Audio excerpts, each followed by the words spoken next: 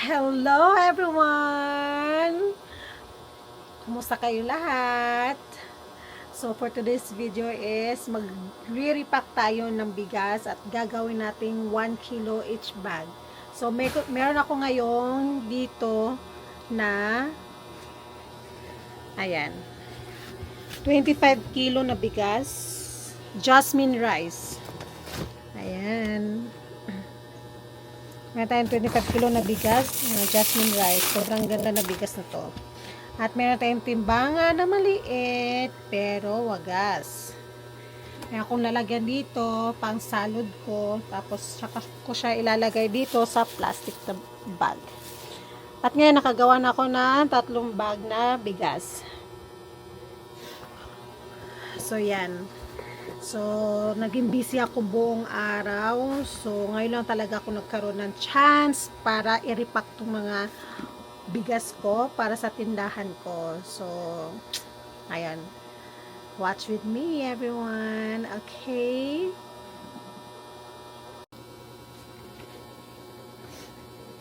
So, ayan. First is, tataka tayo ng bigas dito, ng ganito kasi nilalagay ko siya dito para hindi siya matapon, kasi pag itong nilalagay ko, itong supot, yung bag na to, nadudula siya, diretso siya dito sa timbangan na maliit. So kailangan ko talaga ng ganito bago ko siya ilagay sa plastic bag. So ayan, so 1 kilo bawat isang bag.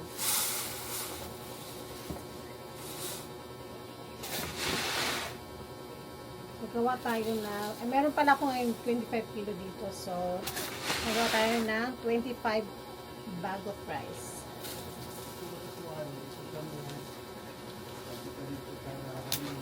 So, ayan, naka 1 kilo na tayo. So, ayan guys. So, dito natin siya itatransfer. At dito natin siya ilalagay. Just in case matapon siya, so at salok pa rin dun sa sako.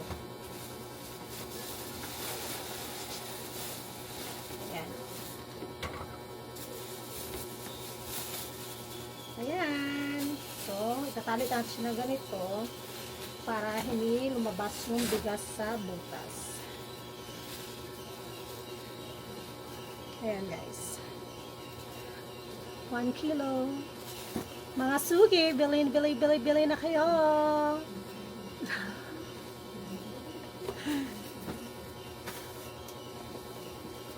Alam nyo, kahit maliit lang itong tindahan ko at wala masyadong bumibili kasi sobrang tahimik talaga dito sa lugar namin at madalang na talaga may bumibili at may dumadaan, still hindi naman ako nawawala ng kahit papano ng benta, kasi kahit paunti-unti, palit-lit lang, at least meron, diba? Ano lang to siya, parang hobby ko lang siya, pampawala ng stress, pampalipas oras, papawala ng antok. So ito yung yung kumbaga stress reliever ko, itong tindahan ko talaga. Ayan. Pagawa na ako ng 5 bag na bigas.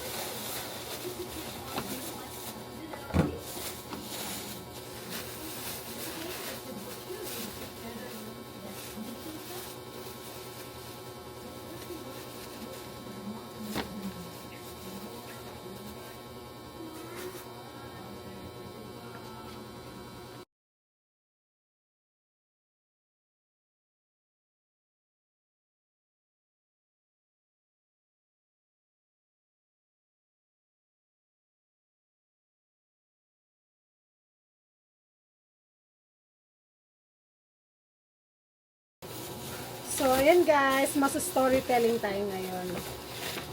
Hi to viewers. So, basta story, mga short story lang tayo. So, wala akong kausap dito eh. So, parang hindi naman ako nabobore habang nagbabalot, diba? So, this past few days, I've been so busy and tired and exhausted. So, syempre, ganun talaga yung role ng magulang. Lalo na pag mag-isa ka lang kasi yung partner mo wala dito. So, syempre, lahat. Being nanay ang tatay, salo mo talaga lahat. Which is okay lang din naman.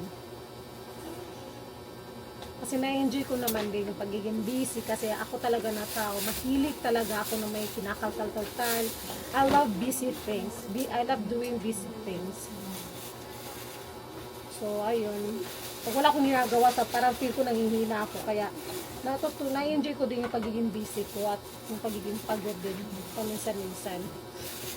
Kasi parang pag busy ka kasi parang ang bilis ng araw eh. Bilis ng oras. So, ginawa na pamalayan. Ay, gabi na pala. So, of course. Then at the same time, natututukan ko din yung anak ko sa mga school activities niya, mga kailangan sa school, mga requirements na kailangan i-comply. Ay, ito lang. Kaya yun, minsan talaga, hindi mo maiwasan makapag-complain ka talaga na pagod na ako, o something, pero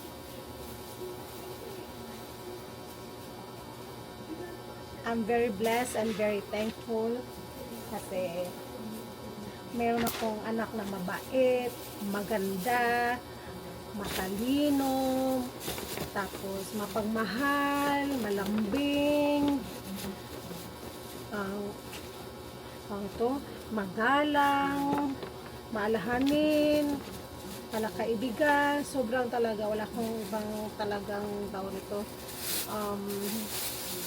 Makukumplin sana ako. Siyempre, natural talaga minsan magiging naughty siya, pero all in all talaga, super blessed ako to have Sandra in my life.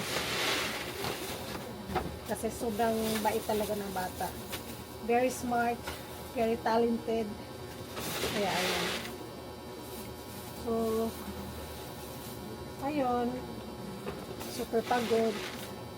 Pero kaya. Diba? So,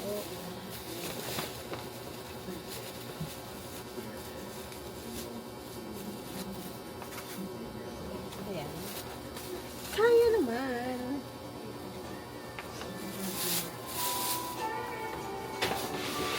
Kaya ngayon, no, since kanina, dalawa pa lang bumili. Sobrang tanghali na ako nakapagbukas ng tindahan kasi galing ako sa school. Normally kasi, pag half day lang si Sandra, like around 7 to 11 na klase, hindi na ako umuwi talaga from school. Hinihintay ko na siya kasi, syempre, sayang yung pamasahe at siyempre, sayang yung pagod, yung effort ng sakay, lakad. So, hinihintay ko na lang siya dito sa school. Pero minsan nakakapagod din hintay. Pero masaya naman din kasi ando naman yung mga kamamshi ko na kachika ko. So ayun, hindi kahit pa paano nag-i-enjoy naman ako. Hindi naman ako nabobore. Diba? Pasensya na guys, itsura ko ha. Dito talaga ako pa nasa bahay. Hindi masyadong napapaganda kasi syempre bahay talaga. Hindi ka masyadong ganap pa sa bahay. Gaya ngayon no, nagtatakal ako ng bigas. At the same time, naglalaba din ako dun sa labas. So, diba, multitasking. Nakatapos ko lang din magwalis ng sahig, mag-mop. Pagkatapos nito, kukontinue ko yung labahin. Pagkatapos kong i-continue yung labahin, is tawag nito, kasi kasuin ko yung mga gamit sa school ng anak ko. So,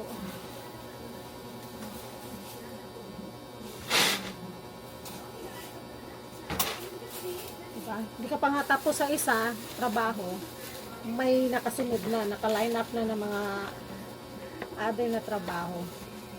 Pero blessed tayo, super blessed. Kahit maraming trabaho, maraming gawaing bahay, super blessed pa rin ako kasi buhay ako. Yun. Because I'm alive.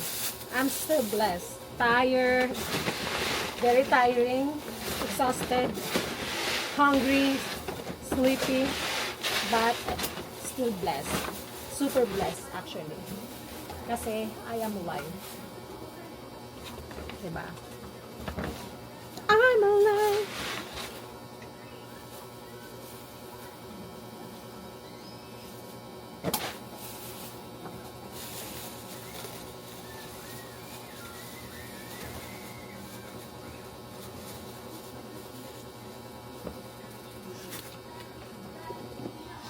So, ayan guys. So, dito ko napuputulin yung vlog ko, short vlog, para matapos na ako dito. So, that's it. Thank you for watching. Have a nice day. Bye-bye.